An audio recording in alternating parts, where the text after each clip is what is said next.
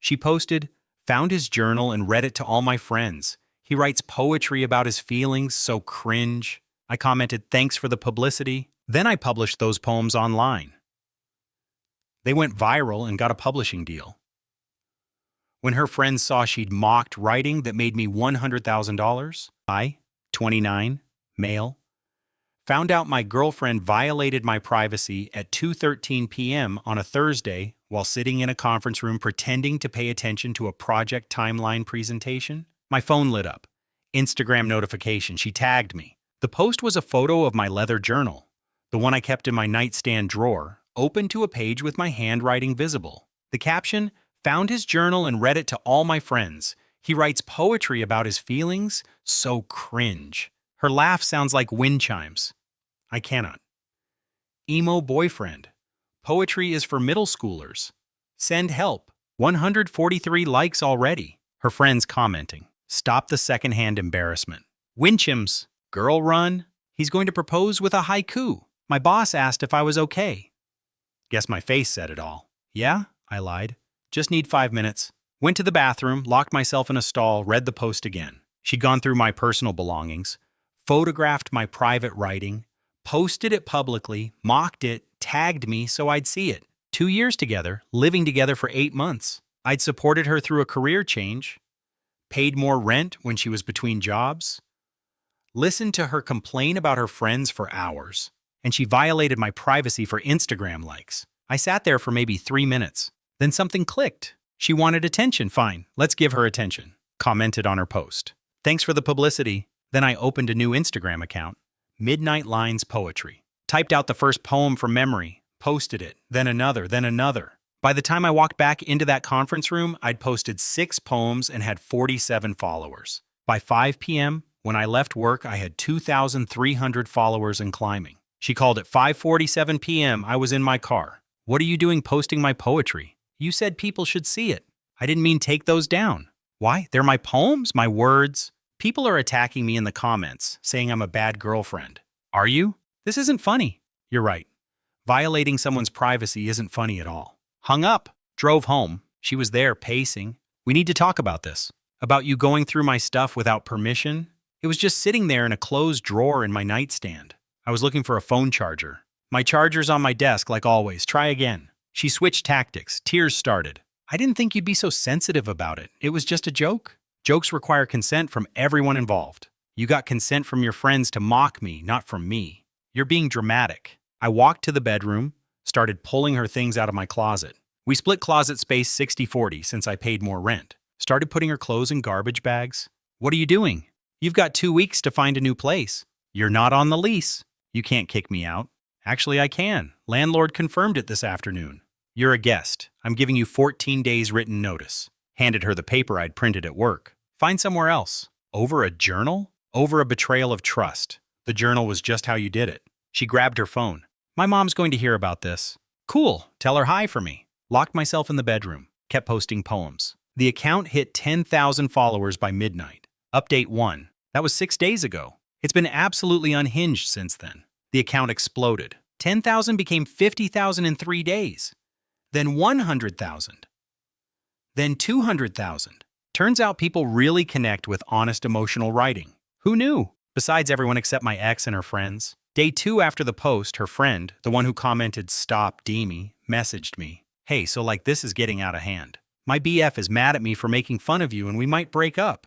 Can you please delete the posts?" I screenshot it, posted it to my story with, "When consequences show up." She blocked me. Good. Day 3, I got an email. A literary agent, actual literary agent, from a real agency. "Love your work. Want to discuss representation?" Set up a call. She was legit, repped 3 best-selling poets. Wanted to represent me. I said yes before she could change her mind. Day 4. My girlfriend's mom called. "This woman has always been cool to me. Past tense. You're humiliating her." She humiliated me first.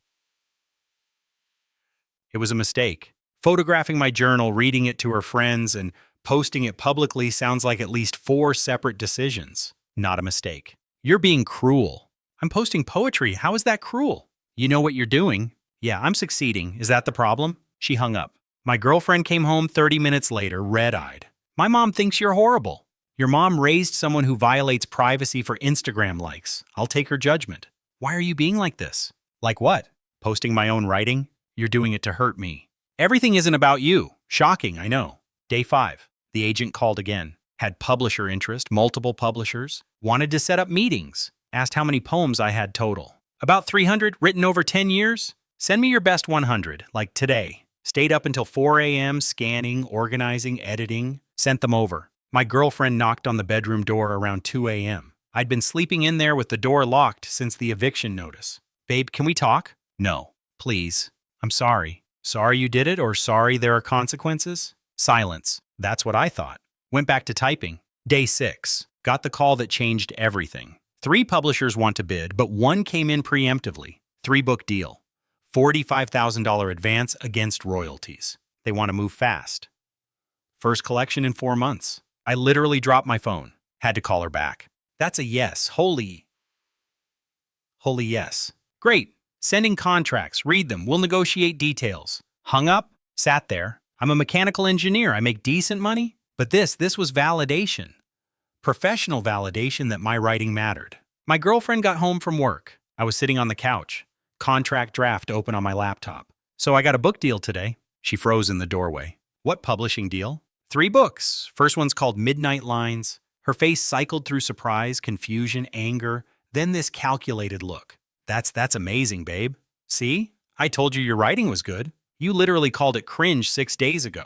I was joking. Sure. So, like how much? Trying to sound casual. Doesn't matter. Of course it matters. We're together. Your success is my success. We're not together. You have 8 days left on your notice. Are you serious right now? I'm not moving out. Then I'll have the sheriff's office remove you on day 15. Your choice. She started crying again. You're throwing away 2 years. You threw them away when you posted my journal. I apologized. No. You said you didn't think I'd be so sensitive. That's not an apology. She switched tactics again. What about the poems that are about me? About us? I should get something for that. I actually laughed. Get something? I'm your muse. Those are about our relationship. Those are about my feelings about human connection. You happen to be there. That doesn't mean you own my emotional experience. That's not fair. You know what's not fair? Going through someone's stuff and mocking their vulnerability for internet points.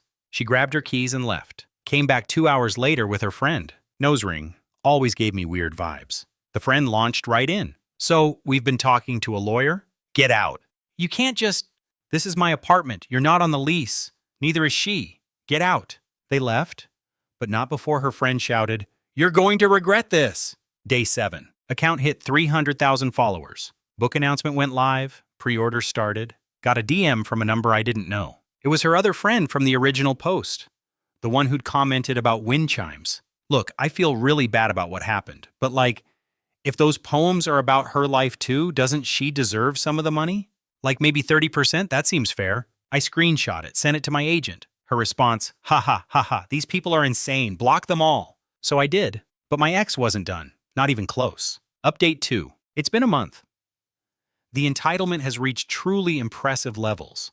Week 2. She didn't move out by day 14. I filed eviction paperwork. Cost me $400, but worth every penny. The sheriff showed up on day 16. She'd been at work. They supervised me packing her remaining stuff, which she deliberately left scattered everywhere. Put it all in her car that she parked in my assigned spot. She came home to find boxes in her car, locks changed, and an eviction notice on the windshield. Called me 31 times that night. Didn't answer. Finally, she texted, "You're dead to me. Hope you're happy." I replied, "I am, actually. Thanks for checking." Week 3. The book manuscript was done. Editor loved it. Cover design started. Publication date set for 8 weeks out. That's when the legal letter arrived from some budget lawyer's office. Claimed my ex had intellectual property rights to poems written about her. Demanded I either pull the book or pay her $50,000. Called my agent. She connected me with the publisher's legal team. Their lawyer read it and basically said, "This is toilet paper with words on it.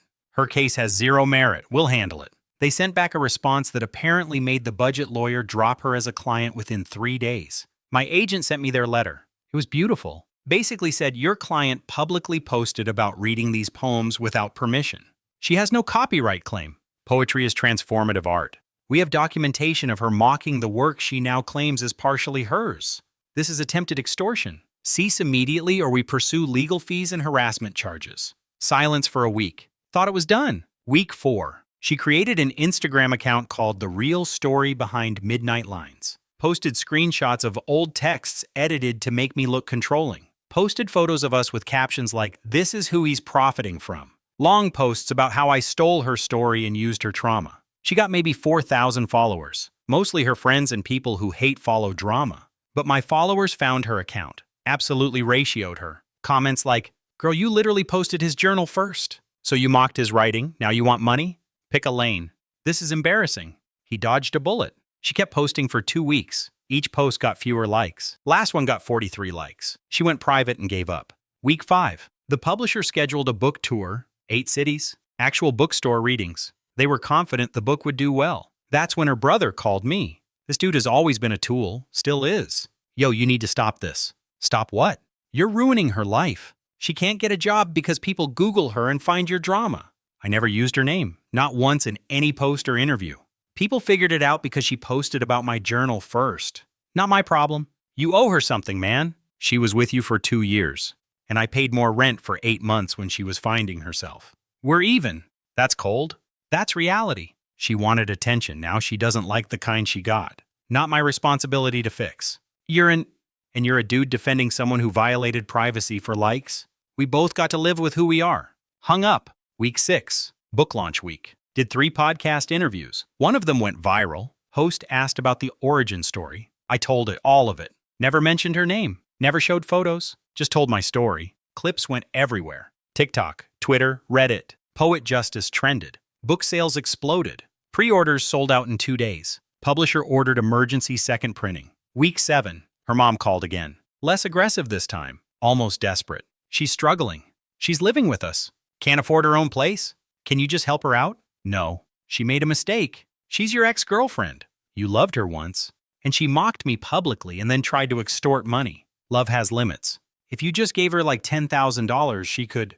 Goodbye. Blocked her. Number 2. Week 8. Publication day. Went to my local bookstore for the first reading. Expected maybe 20 people. 85 showed up. Line out the door. Read 3 poems. People cried. Signed books for 2 hours. Multiple people told me the book helped them through breakups, losses, hard times. One woman, probably mid-50s, waited until the end. "My son died 2 years ago.